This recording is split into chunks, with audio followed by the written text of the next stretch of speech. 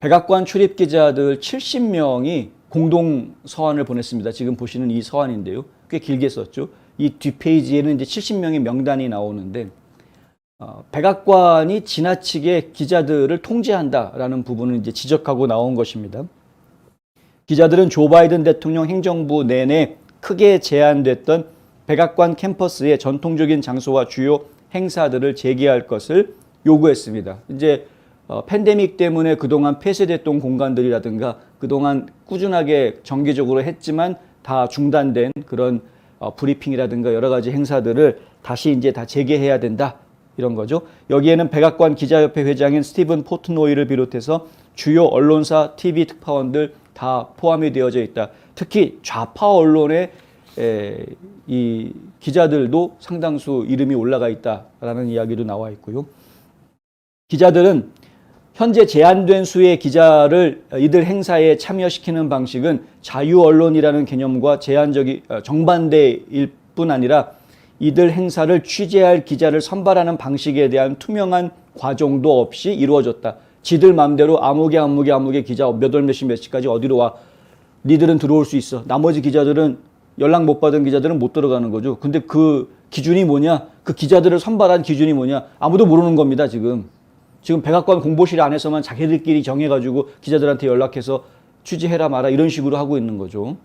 이거 완전 기자들 길들이기 하고 있는 것인데 이게 기자들의 특성이 이런 것들을 용납을 할 수가 없습니다.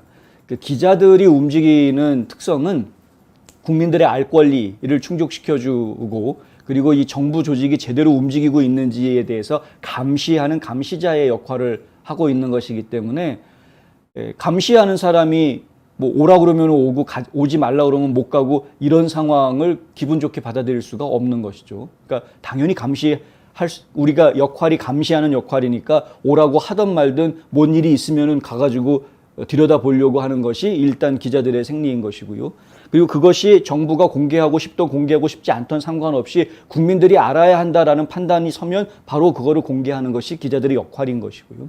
이게 백악관 안에서 제대로 지켜지지 않으면 그거는 불투명한 정부 운영이라는 비판을 받을 수밖에 없는 겁니다. 기자들은 우리는 모두 누가 이런 결정을 내리고 있고 이 결정의 기준이 무엇인지 궁금해하고 있다. 이러면서 수정헌법 1조의 옹호자라고 스스로 말했던 바이든의 주장이 매우 의문스럽다.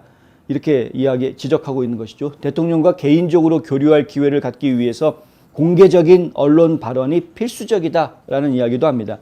행사 전에 요청을 작성할 필요 없이 개방적인 접근을 요구한다라고 주장하고 있습니다. 그러니까 백악관 내에서 어떤 이벤트가 있으면 그러면 백악관 출입 기자들은 언제든 그 행사를 취재할 수 있어야 하는데 사전에 요청한 기자들 중에서 선별해서 뭐 이런 식으로 하는 것을 이제 멈추라는 거죠.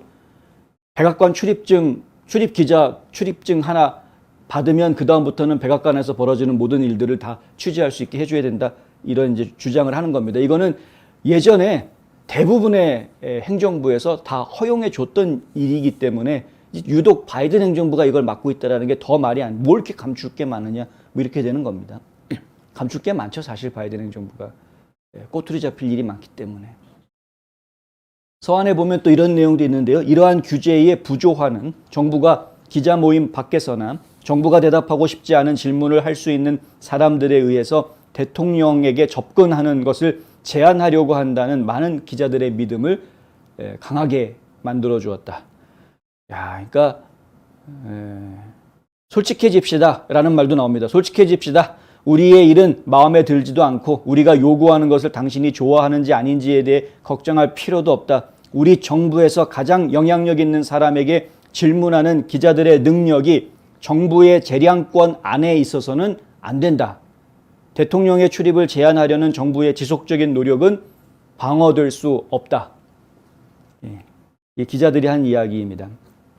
좌익 매체 살롱이라는 매체가 있는데요. 이 살롱이라는 매체는 완전 급진 좌파 매체입니다.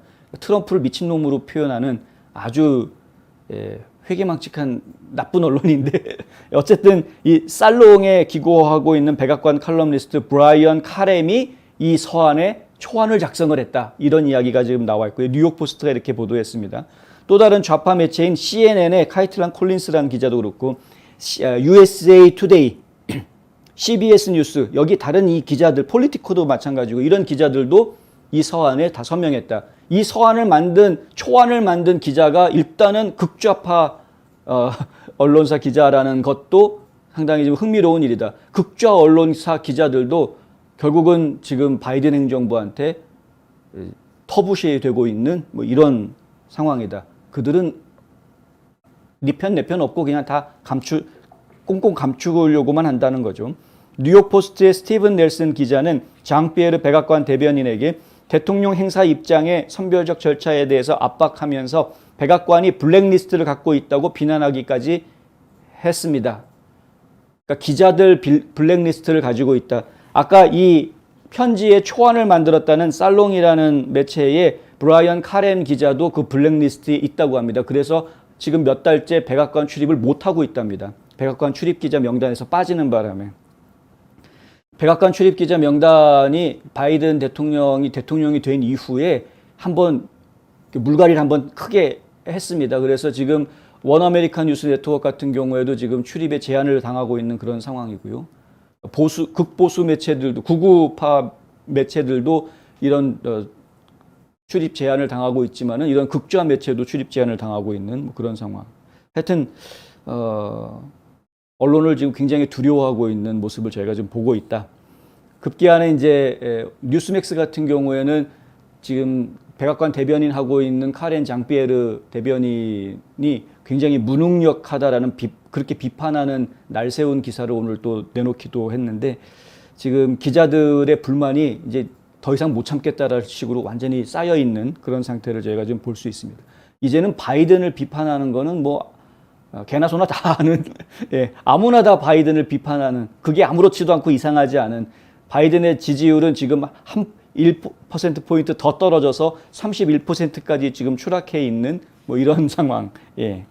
지금 역대 어느 대통령도 31%의 지지율을 얻은 적은 없었습니다. 그러니까 아주 뭐 역대 최하의 지금 기록을 가지고 있는 그런 상황. 예. 그렇습니다. 제가 지금 봐야 되겠고요. 그 지금 백악관 출입기자협회 회장하고 있는 포트노이는 2021년 바이든에게 백악관 내 최대 실내 공간인 이스트룸이 기자들에게 공개되기를 바란다고 말했다고 뉴욕 포스트는 덧붙여서 보도했습니다. 기자들의 바람대로 이 바이든 행정부가 투명하게 정부 행사들 다 오픈하고 기자들과의 대화를 통해서 결국 기자들과 백악관 인사들이 대화를 한다는 것은 결국에는 백악관 인사들이 국민들과 소통하는 방법입니다.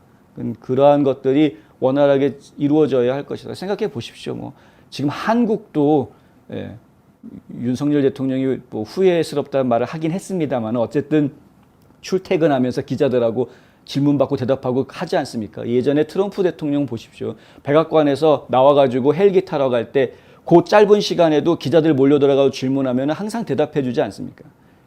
근데 지금 바이든은 어떠냐? 기자들이 아무리 소리치고 질문을 해도 난 이제 자리 뜰 거야. 그러고서는 질문 안 받고 등 돌리고 나가버리는 이러한 대통령의 모습을 저희가 굉장히 자주 보고 있는 준비된 것만 딱 연설하고 끝.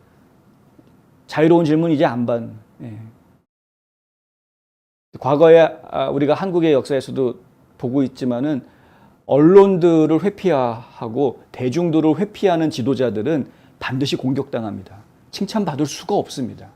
오해가 오해를 계속 쌓기 때문에 사실은 정치인이 국민들에게 인정받는 길은 단순합니다. 그들하고 대화하면 되는 것인데 그것을 안 하는 순간에 그들은 신뢰를 잃어버릴 수밖에 없는 거죠.